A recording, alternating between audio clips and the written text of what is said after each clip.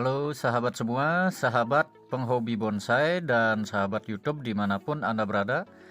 Senang sekali saya bisa kembali menyapa Anda dalam channel Graha Bonsai Bali, channelnya belajar bonsai lengkap.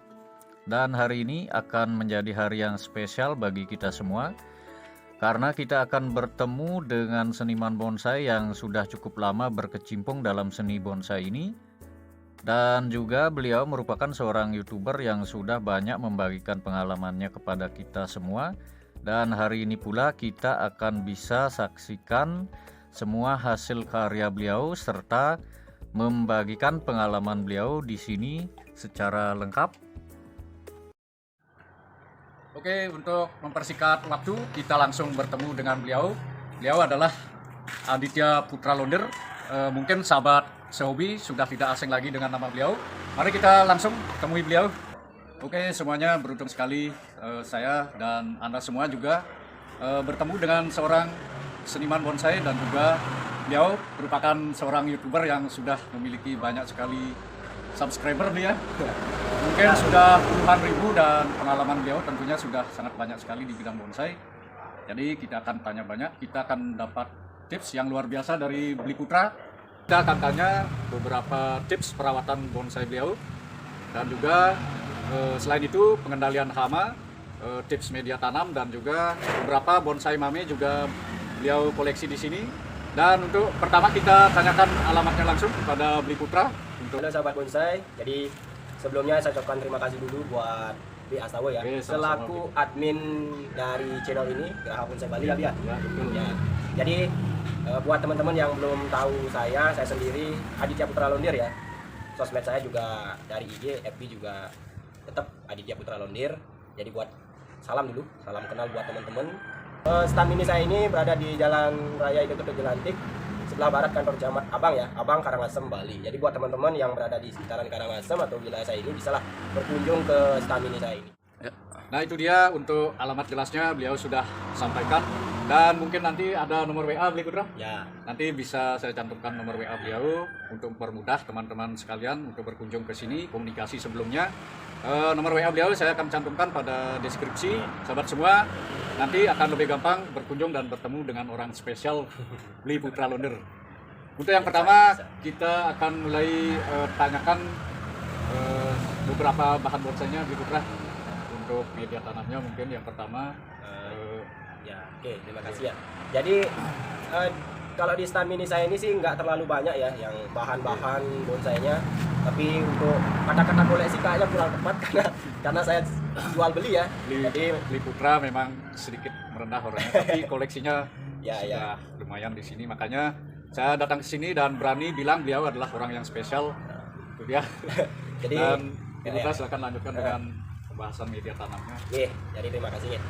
Jadi untuk bahan bonsai yang ada di sini sih sebenarnya ada beberapa jenis ya, mulai dari Yanting Putri, Serut, kemudian Hokianti juga ada, Kimeng, dan ada beberapa yang lain ya seperti Amplas mungkin, dan banyak juga bibit, Sancang juga ada.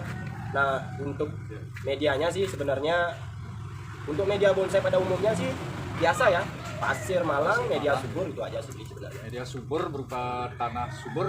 Untuk ininya untuk pupuk organiknya biasanya Bli Putra pakai jenis pupuk seperti apa? Kalau untuk pupuk organiknya sih saya tetap pakai dari awal kotoran kambing ya. Entah itu yang udah difermentasi ataupun yang masih bulat-bulat ya. Kayak gitu. Atau yang kotoran kambing yang direndam pakai air Dan nanti itu pakai airnya jiram. pakai jiram. Itu sih sebenarnya. Nah, itu dia untuk tips pertama dari cara beliau menggunakan media tanamnya dari bonsai koleksi beliau di sini.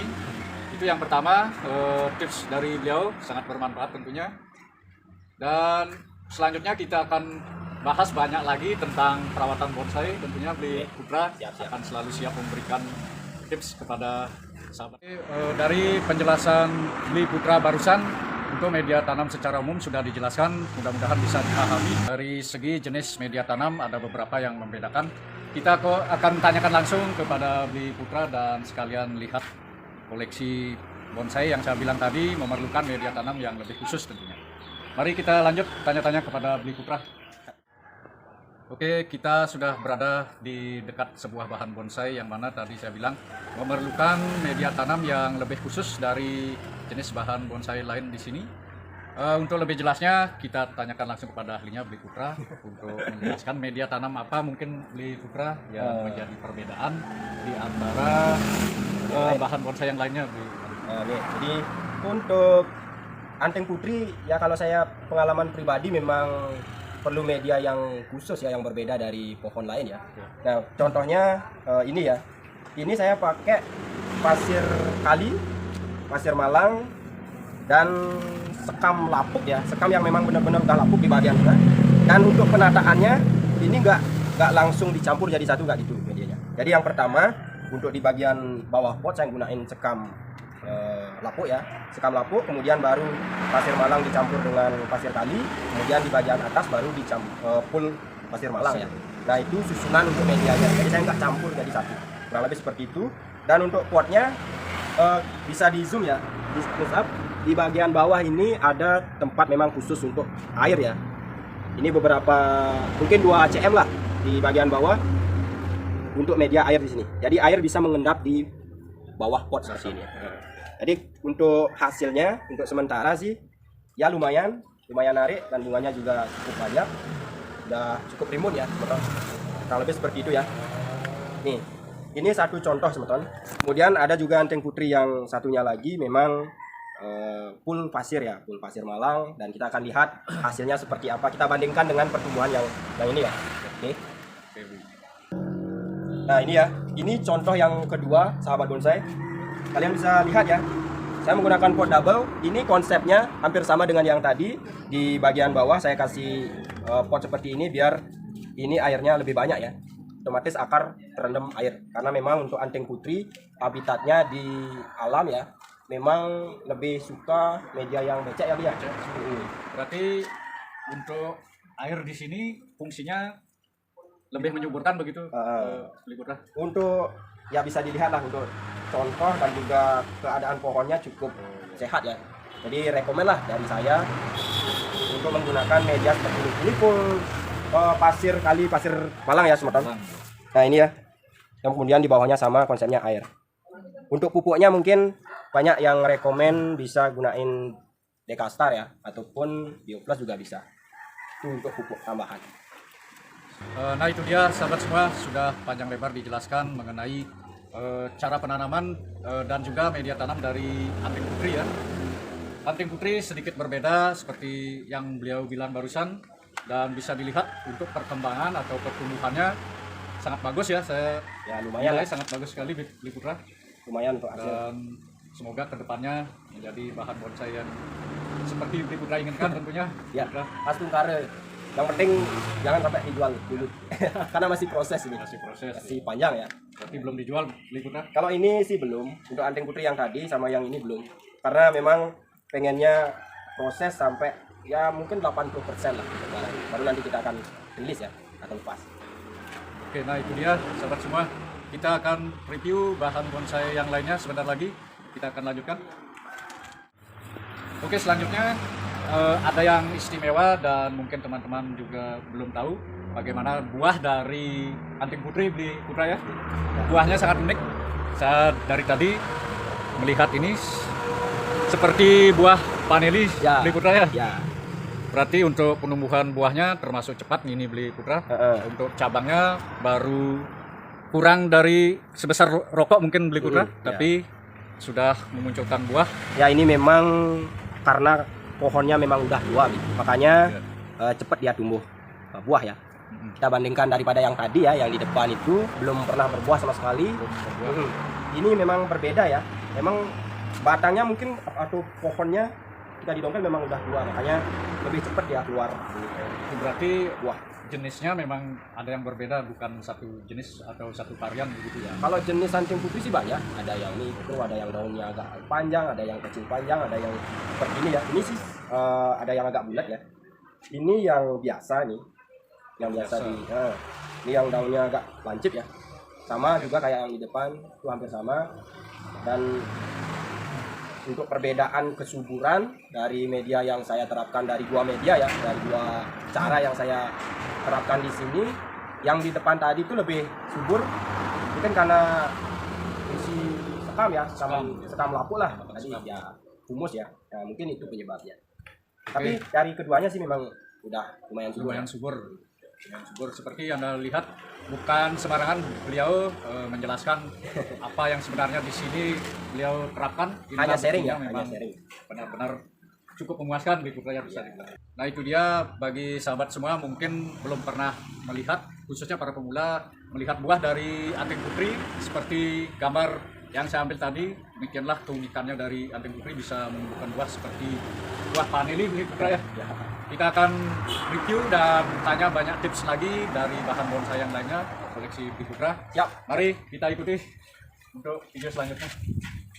Tadi Ondro mungkin nanya, Mami mau ikut kan nanti pas lagi. Baik, selanjutnya kita akan lihat koleksi bahan bonsai yang dipasang di batu alias ondorok Bli Putra. Ondorok ini dia beberapa ada contoh bonsai beliau. Dan untuk yang pertama kita akan tanya langsung kepada beliau. Untuk jenis bahan bonsai apa saja yang mungkin bisa dipadukan dengan batu karang? Karena seperti kita tahu, tidak semua jenis bahan bonsai bisa dipadukan batu karang. Jadi kita akan mendapat penjelasan dari Bli Putra langsung. Silakan Bli Putra. Jadi sharing sama sahabat bonsai dimanapun berada. Jadi untuk di video-video saya sih sebenarnya udah banyak sekali saya kasih tips dan juga bahan-bahan yang rekomen ya untuk dijadikan terutama untuk bonsai ondrok. Nah salah satunya ini ya, contohnya elegan ini, bahan elegan ya biar. Nah, ini bagus dijadikan ondrok. Kemudian ada sancang juga yang bagus. Ada amplas, kimeng juga bagus, dan umumnya yang paling populer ya itu ulmus. Nah, karena memang dari segi karakter akar memang sangat-sangat mendukung untuk dijadikan bonsai ondrok ya. Salah satunya kan harus syarat ondrok itu akarnya harus serabut dan juga bisa panjang. Selain itu kalau ulmus dari segi daun Bli Putra ya? Ya dari segi daun juga mantap sekali. Segi daun sangat istimewa, benar-benar kecil Bli Putra untuk ulmus ya. Ya, terutama untuk ulmus mikro memang daunnya sangat-sangat kecil ya. Untuk tekniknya mungkin Bli Putra biar sahabat semua juga sekalian mendapatkan ilmu cara memadukannya dengan batu karang seperti apa, mungkin untuk langkah awalnya Bli Putra sampai dengan finishnya seperti itu. Oke. Untuk prosesnya sih pada umumnya hampir sama semua. Hanya saja yang membedakan itu ada yang dibalut dengan plastik seperti ini. Nah, dikasih media, dibalut pakai plastik. Ya mungkin kita tunggu sampai setahun lah kalau ukurannya kecil seperti ini. Kemudian yang setahun untuk proses tumbuhnya akar baru, tumbuh akar baru sampai benar-benar nyampe di media bawah seperti ini ya. Nah, kemudian yang kedua bisa langsung di batunya ini langsung ditanam di media seperti itu. Dimasukin pot keseluruhan ini. Sama dengan ground Bli Putra ya, mungkin ya. Ground lah. Dengan wadah yang lebih besar kita masukkan batunya seperti itu. Bisa. Sebenarnya ada dua cara, mungkin ya kurang lebih seperti itu caranya. Nah, itu dia sahabat semua. Untuk prosesnya secara singkat beliau sudah jelaskan, dan untuk prosesnya mungkin Bli Putra membutuhkan waktu berapa lama mungkin, apakah berbeda dari satu pohon dengan pohon yang lain kita program di dalam batu seperti ini? Nah ini menarik ya, karena kemarin juga ada yang nanya kayak gitu. Apakah semua bonsai yang dijadikan ondrok itu pertumbuhan akarnya bisa sama ya, cepatnya itu. Jadi untuk yang paling cepat itu kalau pengalaman saya pribadi sih sancang ya. Karena sancang saya proses selama 7 bulan sudah full akar. Ya lumayan lah untuk akarnya. Dan sudah menyentuh media tanam di bawah. Menyentuh media tanam, kemudian akarnya juga udah lumayan besar ya. Kalau untuk elegan saya kira lambat ya. Untuk elegan lambat, kemudian untuk ulmus cepat. Ya untuk perakarannya karena memang sangat-sangat serabut. Kimeng juga cepat, tapi saya belum punya contoh untuk kimeng yang karena kemarin ada beberapa sudah laku mungkin di kita ya. Ya karena termasuk saya sendiri sering melihat video-video beliau di channel YouTube-nya. Banyak sekali programan bahan bonsai ondorok juga, dan kali ini kimengnya kehabisan stok sahabat semua. Jadi kita akan review bonsai ondorok yang ada di sini. Oke, seperti kata beliau, sancang juga beliau program dalam batu seperti ini ondorok ya. Untuk perkembangannya bisa sahabat lihat sendiri hasilnya. Kita lihat lebih dekat. Ini ya, ini salah satu contoh bisa dibilang ini salah satu contoh karena memang kemarin ada banyak, cuma udah laku jadi tinggal ini ya. Jadi ini sih sebenarnya dari cangkok ya, cangkok selama 7 bulan langsung ditaruh di batu dan hasil untuk akarnya udah lumayan besar. Kemudian saya langsung proses juga sampai cabang ya, cabang kemudian ranting. Nah selama 7 bulan udah kebentuk seperti ini. Makanya saya katakan tadi ya lumayan cepat untuk sancang. Rekomen lah buat teman-teman yang baru belajar, karena kalau belajar bonsai terlalu lama pasti cepat jenuh ya. Lebih baik cari bahan yang cepat lah tumbuhnya. Kayak contohnya kayak ini ya, kayak sancang, kayak gitu ya. Nah itu dia, benar sekali apa yang dibilang Beli Putra, bahwa program sancang memang lebih cepat dari bahan bonsai yang lain ya. Kita program dalam batu seperti ini, on the rock, berbeda dengan yang barusan apa Beli Putra? Elegan ya. Elegan memang Lambat ya. terkenal pertumbuhannya agak lambat, sahabat semua. Jadi bagi sahabat pemula yang baru ingin mencoba, seperti yang Beli Putra bilang, sancang memang rekomen buat pemula kita belajar program on the rock. Itu dia tips dari Beli Putra. Semoga bermanfaat. Dan itu dia sahabat semua, sudah kita dapatkan beberapa tips dari beliau tentang pengenalan atau cara program bahan bonsai, entah dari media tanam atau membuat bonsai on the rock. Dan untuk berikutnya kita akan tanya beberapa tips beliau untuk pengendalian hama, karena untuk pengendalian hama sangat penting tentunya agar bonsai yang sudah kita sayang dari lama mungkin tetap sehat. Tanpa pengendalian hama tentunya bonsai akan menjadi rusak gitu ya. Seperti apa mungkin Beli Putra untuk pengendalian hama, apakah itu rutin dilakukan setiap berapa bulan mungkin biar sahabat semua bisa tahu? Kalau ini ya, kalau pengendalian hama itu sih tergantung pengalaman saya sendiri, tergantung cuaca ya. Kalau cuacanya atau tempat bonsainya itu memang lembab atau kurang sinar matahari, pasti untuk perawatan hamanya itu intens ya, lebih intens lah dibandingkan dengan tempat saya ini yang full sinar matahari. Jadi masuk akal sahabat semua, karena hama mungkin timbulnya pada suhu yang rendah ya, inilah seperti itu. Nah untuk pengendaliannya sendiri sih tetap pakai bahan kimia ya. Contohnya kayak kaliandra disemprot, kalau di tempat saya ini mungkin 2 minggu sekali udah cukup, nggak ada hama lain ya. Untuk putih pun kalaupun ada cuma putih satu tidak terlalu berpengaruh nggak terlalu berpengaruh ya. Kalau memang cuaca panas seperti di sini, kata beliau, hama tidak terlalu mengganggu pada bahan bonsai di sini. Jadi khusus untuk sahabat semua yang mungkin tinggalnya di daerah yang agak dingin, jadi seperti yang beliau bilang, kita harus lebih intens lagi untuk memberikan insektisida. Nah itu dia tips yang kesekian kalinya. Kita akan lanjutkan dengan tanya-tanya tips berikutnya dari beliau.